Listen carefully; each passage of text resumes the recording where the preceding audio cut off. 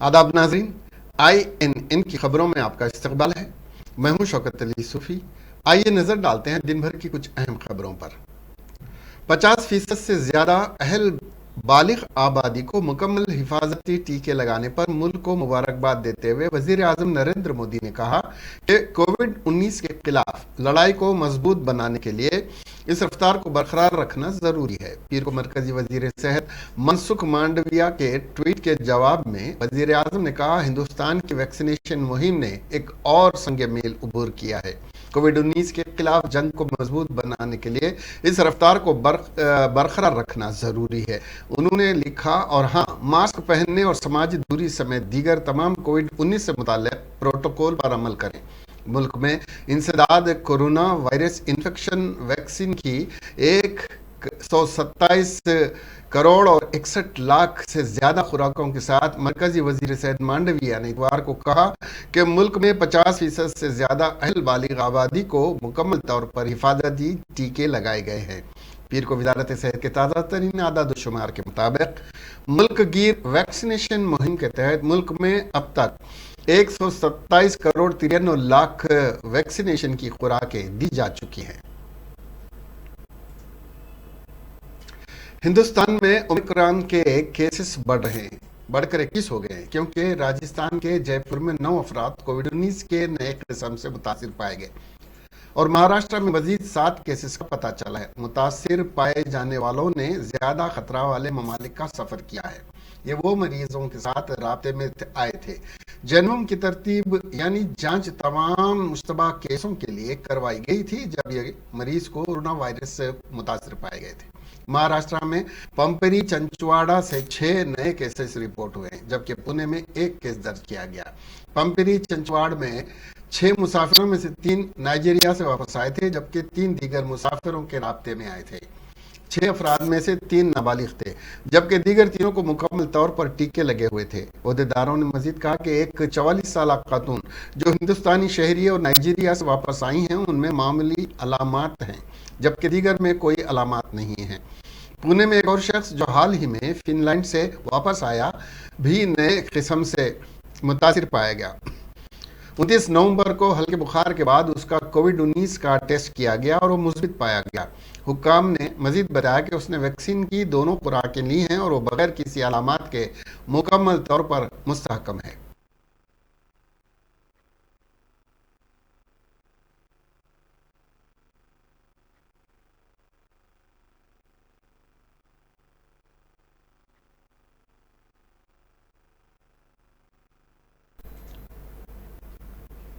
Uttar Pradesh Shia Waqf board के साबिक chairman Wasim Rizvi ने आज इस्लाम छोड़कर हिंदू मजहब इख्तियार कर लिया।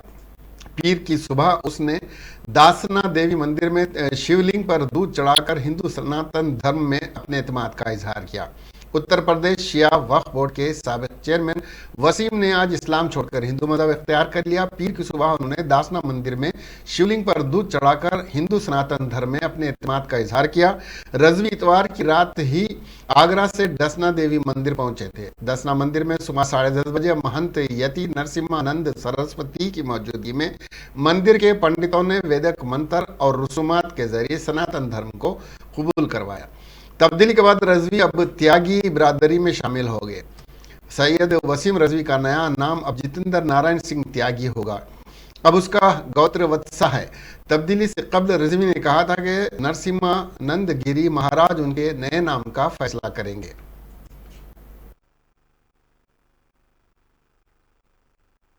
हमारे यति नरसिंहानंद गिरी जी ने जो नाम मुझको दिया और उस नाम से मुझे ऊर्जा मिली है। आज मैं इस मंदिर में हूँ। इस मंदिर की पवित्र स्थान से हमें ऊर्जा मिली है और वो इस्लाम जो हमको बार बार निकाला करता था, हर बात पर निकाला करता था, जब निकाली दिया तो हम स्वतंत्र हैं, हम कहीं भी जाएं। जहाँ मोहब्बत मिलेगी, जहाँ हमें इंसानियत मिलेगी, हम वहाँ जाएंगे। हमने सनातन धर्म को इसलिए सुना कि ये दुनिया का सबसे देखिए पुराना धर्म है सनातन धर्म, और हिंदू समाज जो है हमारा हिंदुस्तान में और दुनिया में कहीं कहीं भी रहने वाला, इनके साथ हमेशा जुल्म होता रहा है, भेदभाव होता रहा है और वो हमेशा मुस्लिम समाज के लोग करते रहे हैं। गर्दनें काटते रहे। हमेशा आज भी हिंदुस्तान में हमारे घर जलाने की ख्वाब देखे जा रहे हैं, हिंदुस्तान को खंडित करने का ख्वाब देखा जा रहा है। ISIS जैसी संगठनें हिंदुओं का कत्लेआम करना चाहती हैं, और फिर भी आज भी हिंदू बेफिक्र है, उसको अपने काम काज, अपने घर व्यवहार से छुट्टी नहीं है। तो उनको बताना है, हम यही कहते कि तुम किसी से लड़ो, लेकिन तुमको अपनी रक्षा के लिए तैयार रहना चाहिए, तुमको अपने संविधान, अपनी इज्जत के लिए तैयार रहना चाहिए, तुमको ये मालूम होना चाहिए कि तुम्हारे साथ में पड़ोसी कौन तुम्हारा घर जलाने के लिए कोशिश कर रहा है, तुमको उसको तैयार रहना चाहिए। हम जागरूक करेंगे हिंदुओं को, हम महाराज और हमारी पूरी टीम सब जागरूक करेगी हिंदुओं को। और हम फसाद नहीं करना चाहते, लेकिन कोई हमें मारे तो ये भी बर्दाश्त नहीं करना चाहते। आज ही का दिन आपने क्यों चुना 6 दिसंबर? देखिए, आज का दिन इसलिए अच्छा दिन है क्योंकि जो बाबर ने भगवान श्री राम को अपमानित करते हुए उनके जन्म स्थान पर एक मस्जिद बनवाई थी, आज का दिन वो दिन है कि जो हिंदुत्व ने अपना हल्का सा बल प्रयोग करते हुए उस अवैध कब्जे को वहां से ढकेल दिया था। इसलिए हिंदुत्व के लिए आज ये गर्व का दिन है। और आज हमने सनातन धर्म स्वीकार भी इसीलिए किया है क्योंकि हमारी कहानी भी भगवान श्री राम के राम मंदिर के संघर्ष से शुरू हुई थी, जब मुझको इस्लाम से पहली बार निकाला गया था। हर जुमे की नमाज के बाद हमारे यति जी के सर काटने पर इनाम बढ़ाया जाता है, पुतले जलाए जाते हैं। ये कौन सा धर्म है? तुम किसी को जिंदा जला रहे हो। पाकिस्तान मेदक के जिला कलेक्टर हरीश ने कहा कि टाला राजनीति से मुतालिक अराजी पर कब्जे के इल्जामात दुरुस्त पाए गए हैं। कलेक्टर ने एक प्रेस कॉन्फ्रेंस के दौरान कहा, सर्वे के दौरान ये पाया गया कि टाला से मुतालिक जमुना हैचरीज ने तकरीबन 70.33 एकड़ अराजी पर कब्जा किया है। उन्होंने मजीद कहा कि जमुना हैचरीज के जरिए अचमपेट और हकीमपेट हुदूद में 56 अफराद की तफवीज़ करदा ज़मीन पर गैर कानूनी तौर पर कब्जा किया गया था। कलेक्टर ने कहा कि तफवीज़ करदा ज़मीनों को गैर ज़रई मकासद के लिए इस्तेमाल किया गया और बगैर इजाज़त के बड़े बड़े शेड तामीर किए गए। ममनुआ फहरिस्त में शामिल ज़मीनों की भी रजिस्ट्रेशन कराई गई है। कलेक्टर ने कहा, मजीद बरां वोल्टा एक्ट की खिलाफ वर्जी करते हुए जंगलाती इलाके में दरख्त काटकर सड़कें बिछाई गईं। कलेक्टर ने कहा कि गैर कानूनी तामीरात और तफवीज़ करदा अराजी पर तजावुज़ात की रिपोर्ट भेज गई है। कलेक्टर ने मजीद कहा कि इस मामले में मुलविस पाए जाने वाले अहलकारों के खिलाफ भी कार्रवाई की जाएगी।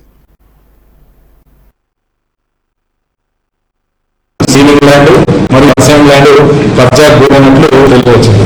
సో దీంట్లో మేజర్ పాయింట్స్ ఏంటంటే డ్యూటీ ప్రాసెస్ సర్వే మన డీటెయిల్ గా వచ్చింది ఏంటంటే ఇది ఇంకా నేను కూడా సర్వేకి వెళ్ళినప్పుడు అప్పుడు చాలా మంది కంప్లైంట్ చేశారు, మా ల్యాండ్స్ దౌర్జన్యంగా జమునా హ్యాచరీస్ వాళ్ళు ఆక్రమించుకున్నారు, ప్లస్ అగ్రికల్చర్ సరిపోయే ల్యాండ్ రోడ్లన్నీ వేసేసి మాకు కాకుండా చేస్తున్నారు, మమ్మల్ని అడ్డుకుంటున్నారని కంప్లైంట్ ఇచ్చింది. ఆ కంప్లైంట్ లో ఆర్డీఓ గారి రిపోర్ట్ ప్రకారం చూసే డీటెయిల్ గా ఆల్మోస్ట్ 130 సర్వే నెంబర్ అచ్చంపేటలో మరియు 70 నుంచి 82 సర్వే నెంబర్ వరకు Achampet village and 90 Hakimpet village లో 70 ఎకరాల 33 గుంటలు అసైన్ భూమి ఆక్రమించుకోవడం జరిగింది జమునా హ్యాచరీస్ వారు. ఈ ఆక్రమణ కూడా చాలా డీటెయిల్ గా స్టడీ చేస్తే దీంట్లో చాలా విషయాలు బయటపడ్డాయి.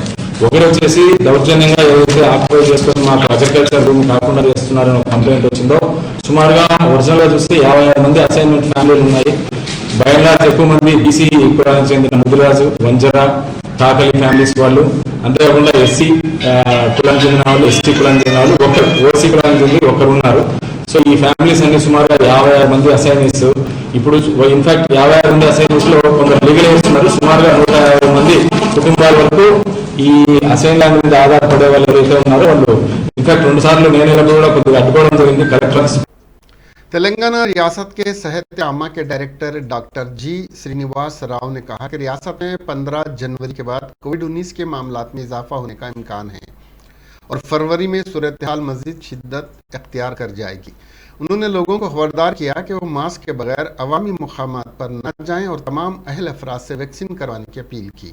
राव ने यह भी कहा कि 6 हफ्ते बाद 6 बहुत अहम हैं और लोगों को वायरस से बचाव के लिए तमाम एहतियाती तदाबीर पर सख्ती से अमल करना चाहिए। उन्होंने ये भी कहा कि रियासत में कोई लॉकडाउन नहीं होगा चाहे रियासत में केसेस बढ़ जाएं। श्रीनिवास राव ने यह भी राय दी कि लॉकडाउन वायरस को रोकने का हल नहीं है। उन्होंने मजीद कहा कि हुकूमत ने 1,03,00,000 कोविड-19 वैक्सीन की खुराकें हासिल करने का हदफ मुकर्रर किया है। మనకి ఆల్రెడీ ఒక సామెత ఉంది, చేతులు కాలిన తర్వాత ఆకులు పట్టుకునే బదులు అంతకంటే ముందే మనం వ్యాక్సిన్ వేసుకోవడం ద్వారా సో మనం రక్షించుకోవచ్చు. దయచేసి ఈ విషయాన్ని ప్రజలందరూ చాలా సీరియస్ గా తీసుకోవాలి. ఒకటి వ్యాక్సిన్ వేసుకోవడం అండ్ రాబోయే 4 నుంచి 6 వారాలు వచ్చేసేసి మీరు నిరంతరం మాస్క్ ధరించడం. ఆల్రెడీ మాస్క్ కాంప్లైన్స్ ఇంత ముందే అనుకున్నాం, మాస్క్ పెరగడం జరిగింది. మా పోలీస్ డిపార్ట్మెంట్ వాళ్ళు, తర్వాత ఈ లోకల్ బాడీస్ జిహెచ్ఎంసీ వీళ్ళందరూ కూడా ఈ ఎన్ఫోర్స్మెంట్ ఏజెన్సీస్ ఎత్తున్నాయో వాళ్ళందరూ కూడా దీని మీద పనిచేస్తూ ఉన్నారు. అండ్ ప్రజలు కూడా అంటే ఎవరో వస్తారు మనకి మనం చెప్పించుకోవాల్సిన బాధ్యత మనకి ఎందుకు అని అర్థం కావట్లేదు. ఇది మనకి మన మీద కనీస బాధ్యత, ఎందుకంటే మన ప్రాణానికి మనమే బాధ్యతలుగా ఉండాలి, మన ప్రాణాన్ని మనమే రక్షించుకోవడానికి ప్రయత్నించుకోవాలి. బట్ దురదృష్టవశాత్తు ఏంటంటే చాలా మంది ఎవరో చెప్పాలి లేకపోతే ఎవరో ఒకళ్ళు ఫైన్ వేయాలి అంటే ఇలాంటి నిర్బంధంగా ఏదో చర్యలు తీసుకుంటే తప్పితే మారే పరిస్థితి కానీ లేకపోతే వినే పరిస్థితి కానీ లేదు. దయచేసి ప్రజలందరూ కూడా ఇలాంటి ఉపద్రవాలు వచ్చినప్పుడు అలాంటి పరిస్థితులు తెచ్చుకోకుండా మీరు దయచేసి మీ అంతా మీరు ఓన్గా బయటకు వెళ్ళిన ప్రతిసారి కానివ్వండి లేకపోతే ఇంట్లో క్లోజ్ సెట్టింగ్స్ లో, ఎందుకంటే ఇప్పుడున్న వేరియంట్స్ అన్ని కూడా क्लोज सेटिंग। एक रोड रोलर को जलाने वाले माऊ नवाज अस्करियत पसंद को पुलिस ने पीर को गिरफ्तार किया। मीडिया को तफसीलात बताते हुए ओएसडी शोभन कुमार ने कहा कि माऊ नवाजों ने इतरू नागारम के मजाफात में रवैयोरू गांव में रोड रोलर को आग लगा दी। गिरफ्तार शुदा की शनाख्त दुर्गया 30 साल के तौर पर हुई है, जो रवैयोरू का रहने वाला है। पुलिस ने बताया कि दुर्गया जो जेसीबी ड्राइवर है ने अपनी ज़राई ज़मीन से मुताल्लिक तनाज़े को तय करने के लिए माऊ नवाज सीनियर लीडर दामोदर से राबता किया। तनाज़े का फ़ायदा उठाते हुए माऊ नवाजों ने दुर्गया को मजबूर किया कि वो माऊ नवाज शोहदा के हफ्ते की तकरीबात के पेश नज़र वो सब कुछ करे जो वो कहते हैं। दुर्गया ने कहा कि उसने 2 दिसंबर को रवैयोरू के मजाफात के करीब अपने लाए हुए रोड रोलर को जला दिया और कागजात को उस जगह छोड़ दिया जो माऊ नवाज लीडर दामोदर ने दिया था। पुलिस ने दुर्गया के खिलाफ मुकदमा दर्ज करके उसे गिरफ्तार कर लिया है। वजीर IT उस्सोनत KT रामाराव ने होटल ताज कृष्णा में मुनक्किदा जर्मन इनविजिटर्स सुमित को मुखातिब करते हुए बताया कि वजीर आला के चंद्रशेखर राव ने 2014 में इख्तिदार पर फायज होने के बाद TSI पास मुतारुफ करवाया और नई सनती पॉलिसी मुतारुफ कराते हुए अंदरून 15 यूम किसी भी कंपनी को इजाज़तनामा फराहम करने के अलावा सनतों के क़याम के लिए हुकूमत की जानिब से अराजियात की फराहमी और 24 घंटे बरक़ी सरबराही को देखते हुए मुल्क में और बैरूनी ममालिक की जानिब से तेलंगाना में सरमायाकारी की जा रही है और कंपनियों का क़याम अमल में लाया जा रहा है। उन्होंने जर्मन कंपनियों के जिम्मेदारों से रियासत में सरमायाकारी करने पर इजहार तशक्कुर किया। इस मौके पर सेक्रेटरी महकमे शहद JS रंजन और जर्मन कंपनी के CEO के साथ एक माहिदे पर दस्तखत किए गए। And why Hyderabad and why Telangana? Thank you very much.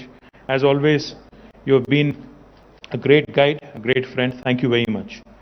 And our friends from the Indo-German Chamber of Commerce, thank you, sir, and the entire team for organizing this event. My principal secretary, Shri Jayesh Ranjan Garu, who's always spearheading, who's always been a very positive guide to many investors who continue to come and invest in Hyderabad, invest in Telangana. Thank you, Jayesh, for all your efforts. Let me start off by saying a couple of things. I think my colleague Jayesh Ranjanji was absolutely right on the money when he said there's not one India but there's 28 Indias, which is a fact. Because a lot of times, many times in fact, investors who are not from India, investors who are from overseas, could be Europe, it could be Americas, or it could be any other part of the world. When they start looking at India as an investment option, मरकजी वजीर सयाहत किशन रेड्डी ने बाबा साहेब अम्बेडकर की 66वीं बरसी के मौके पर tank बंड पर मुजस्सिम बाबा साहेब पर फूल मालाएं पेश करने के बाद उनकी खिदमात को खिराज तहसीन पेश करते हुए बताया कि बाबा साहब अम्बेडकर ने मुल्क का दस्तूर और कानून मुरतब करते हुए मुल्क के हर तबके के साथ इंसाफ किया। उन्होंने बताया कि मरकजी हुकूमत वजीर आजम नरेंद्र मोदी की क़ियादत में बाबा साहेब अम्बेडकर की 150वीं सालगिरह मुल्क भर में नहायत ही जोश और खरोश के साथ मनाने का फैसला किया है। उन्होंने कहा कि साबिक़ हुकूमतों ने बाबा साहेब अम्बेडकर को मुकम्मल तौर पर नज़रअंदाज कर दिया था, लेकिन मरकज की बीजेपी हुकूमत ने बाबा साहेब अम्बेडकर के उसूलों पर कारबंद रहते हुए तमाम तबक़ात का विकास कर रही है।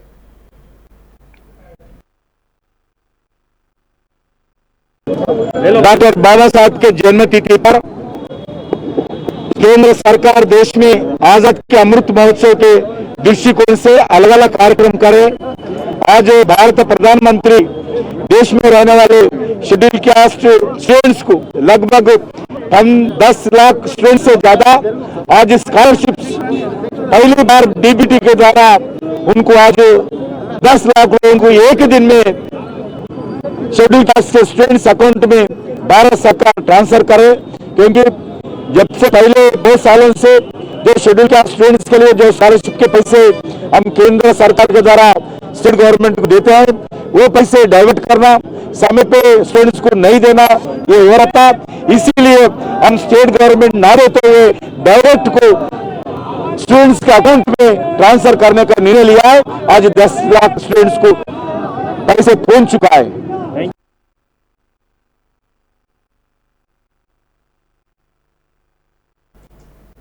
29 साल कबल 6 दिसंबर 1992 को बाबरी मस्जिद शहीद की गई थी। तब से लेकर आज तक हर साल बाबरी मस्जिद की उसी मुकाम पर तामीर करने की मांग करते हुए एहतजाज करते आ रहे हैं मुसलमान। पिछले 29 वर्षों से हैदराबाद में भी एहतजाजी मुजाहरे किए जा रहे हैं। आज भी हैदराबाद के उजाले शाह ईदगाह पर नौजवान लड़कियों और खवातीन ने ज़बरदस्त एहतजाज किया। नमाज पढ़कर गिड़गिड़ाकर बारगाह रब्बुल इज़्ज़त में दुआ की। इस एहतजाज में बुजुर्ग खवातीन और मासूम बच्चे भी शामिल थे। खवातीन का धरना और एहतजाज नहायत पुरअमन था। बाद में इस जलसे में शरीक खवातीन ने बताया कि उनका यह एहतजाज उस वक्त तक जारी रहेगा जब तक कि बाबरी मस्जिद उसी मुकाम पर तामीर नहीं कर दी जाती। हर साल 6 दिसंबर को वो एहतजाज करती रहेंगी। साथ ही उन्होंने ये भी कहा कि बाबरी मस्जिद को शहीद करने वालों को सजा मिलनी चाहिए। शहर हैदराबाद दीगर मकामात पर भी एहतजाज करने की इतलात मिली हैं।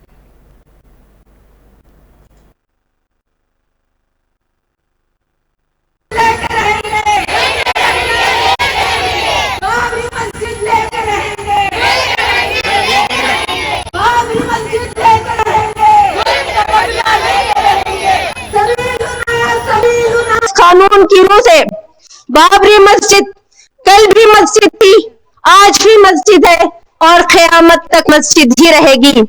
उसको काफिरों और जालिमों के कब्जे से आजाद कराना, उसकी बाजियाबी की कोशिश करना, उसकी तामीर नौ करना और उसे अपने सस्तों से सजाना और आबाद करना हम मुसलमानों की शरई जिम्मेदारी है। ऑर्गेनाइजेशन का नाम क्या है? मैं इस मौके पर तमाम मुसलमानों को भी ये पैगाम देना चाहती हूँ और ये बताना चाहती हूँ कि आप इस बात को अच्छी तरह से समझ लीजिए कि हिंदुस्तान में बाबरी मस्जिद का मसला सिर्फ एक मस्जिद का मसला नहीं है, बल्कि ये पूरे मुल्क के मुसलमानों के दीन और ईमान का मसला है। ये हमारी इज्जत और जिल्लत का मसला है। ये आजादी के बाद से अब तक वीरान की गई और शहीद की गई तमाम मसाजिद की बाजियाबी और उसकी तामीरेनों का मसला है। ये हिंदुस्तान में हमारे दीगर शायर इबादत गाहों और इदारों के तहफ़्फ़ुज़ और बका का मसला है। ये काशी और मथुरा की मस्जिदों समेत उन 3000 मसाजिद के तहफ़्फ़ुज़ का मसला है जिन पर आज संघ परिवार का दावा है। अगर आज हम बाबरी मस्जिद के मसले को छोड़ने की हिमाकत करेंगे तो मैं आपको बता दूं कि इस हिंदुस्तान में हम मुसलमान बनकर जिंदा नहीं रह सकेंगे। इसलिए कि जो कौम अपने इबादत गाहों की तहफ़्फ़ुज़ नहीं कर सकती, अपने इबादत गाहों की ताज़ीम नहीं कर सकती, उस कौम को जिंदा रहने का कोई हक नहीं मिलता। मैं यहाँ सेक्रेटरी सीपीआई चाडा वेंकट रेड्डी ने मुल्क में दस्तूर की बका को यकीनी बनाने के लिए मुहिम चलाने के लिए तमाम मुहिब्बान वतन को आगे आने का मशवरा दिया। चाडा वेंकट रेड्डी आज बाबा दस्तूर डॉक्टर BR अम्बेडकर की बरसी के मौके पर उनके मुजस्समे के पास INN से बात करते हुए कहा कि मौजूदा हुकूमत की मुतल्लिक अनानी के बास इस वक्त मुल्क का दस्तूर अहम को आवाज़ दे रहा है। हिंदुस्तान की बुनियाद सेकुलरिज्म पर रखी गई है और इसका दस्तूर बाबा साहब अम्बेडकर ने तदवीन करते हुए मुल्क के हालात, मुल्क में बसने वाले तमाम शहरियों के हुकूक को सामने रखते हुए दूरंदेशी से किया था। मगर जनसंघी और RSS के नजरियात वाले शुरू से ही इस दस्तूर की मुखालिफत सिर्फ इस बुनियाद पर करते रहे कि इसको तैयार करने वाले एक दलित था। और आज बीजेपी अपने गुरूर और तकब्बुर में इतनी मस्त है कि अब वो मुल्क के दस्तूर को बदलते हुए हिंदुइज्म के फरोग वाले दस्तूर को नाफिज करना चाहती है।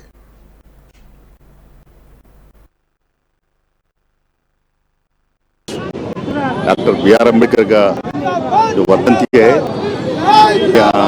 पूरे प्रोटेक्ट रैली करते हुए वहाँ श्रद्धांजलि देके save constitution, save democracy, save secularism इसके लिए प्रतिज्ञा लेके और आने वाले दिनों में जो मोदी सरकार आने के बाद जो कॉन्स्टिट्यूशन कोलैप्स कर रहे हैं उसको आगे बढ़ने नहीं देंगे।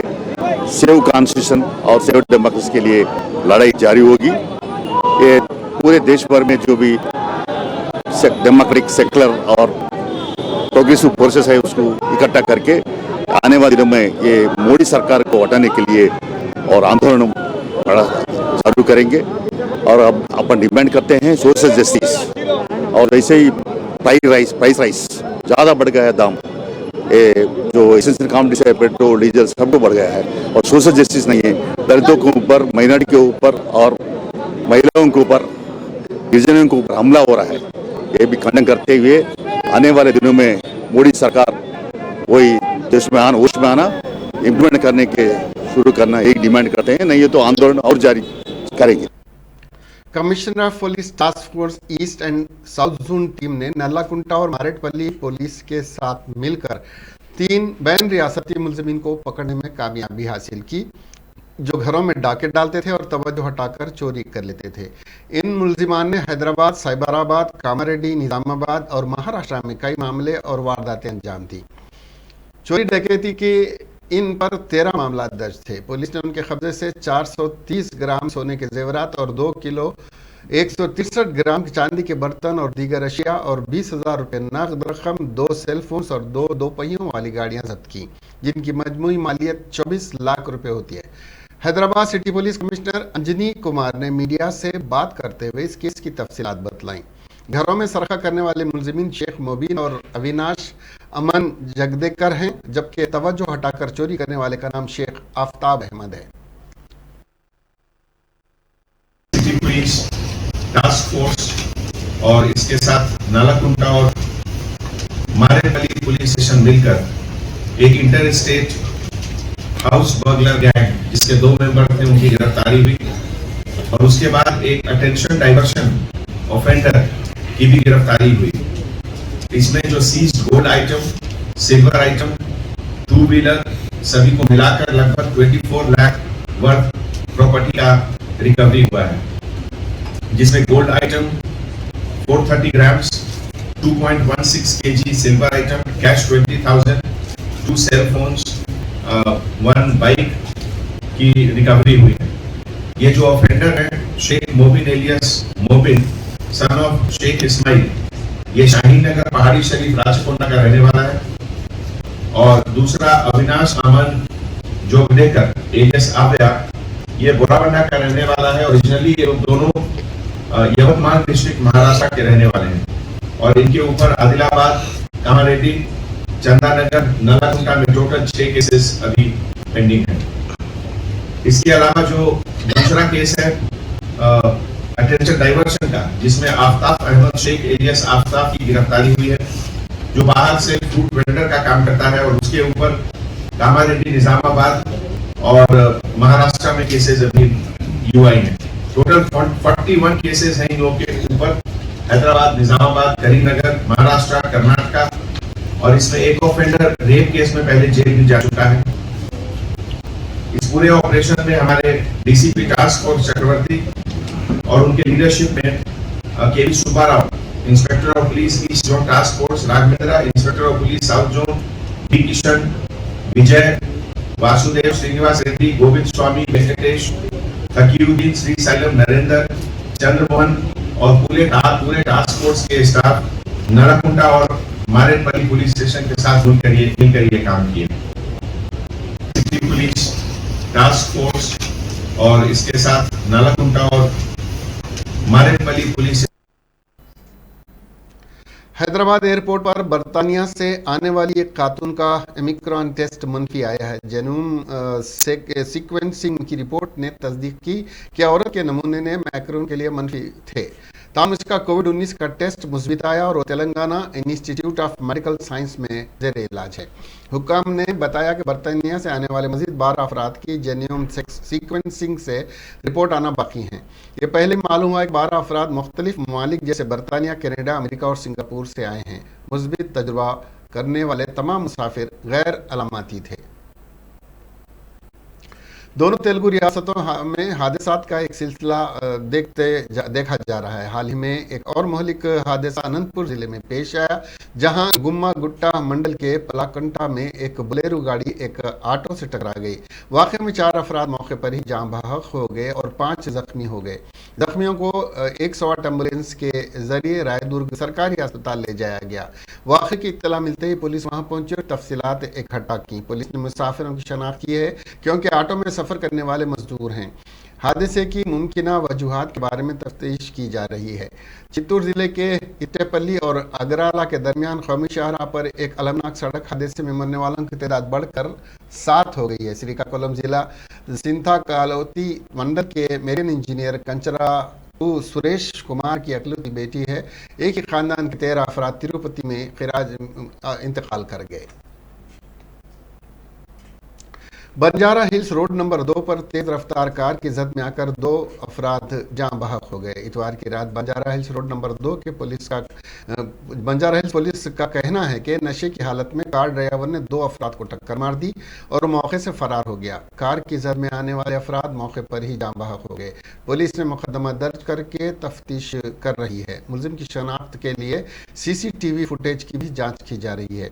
पुलिस के मुताबिक ये वाक़या उस वक्त पेश आया जब मुतासिरीन रेम्बो अस्पताल में ऑफिस बॉय त्रिभुवन राय 23 साल और अस्पताल में असिस्टेंट बावर्ची उपेंद्र कुमार दास 29 साल सड़क अबूर कर रहे थे।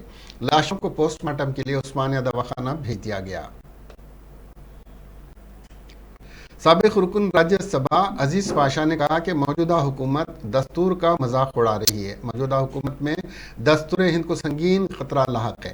पार्लियामेंट में दस्तूर का गलत इस्तेमाल हो रहा है और 2-3 मिनट के अंदर बिलों को पास कर दिया जा रहा है। अब सारी अपोजिशन जमातों को एकजा होकर दस्तूर को बचाना होगा, वरना ये हुकूमत दस्तूर को पामाल कर देगी।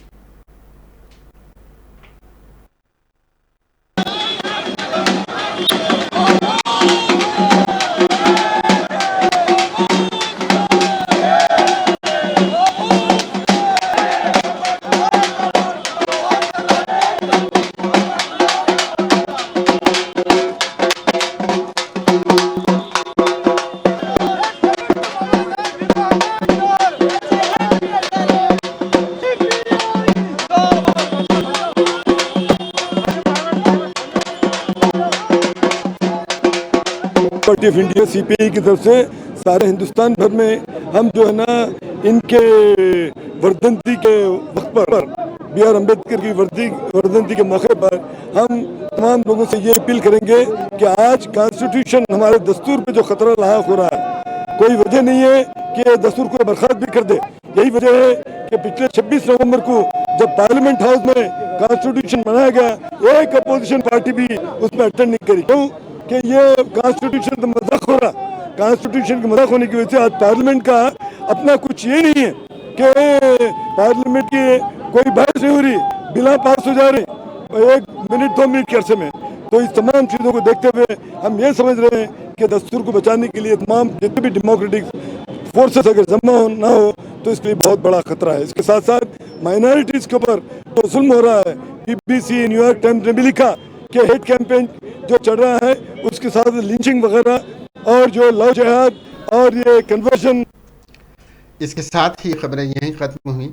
अब हमें दीजिए इजाजत और देखते रहिए आपका अपना INN चैनल। खुदा हाफिज।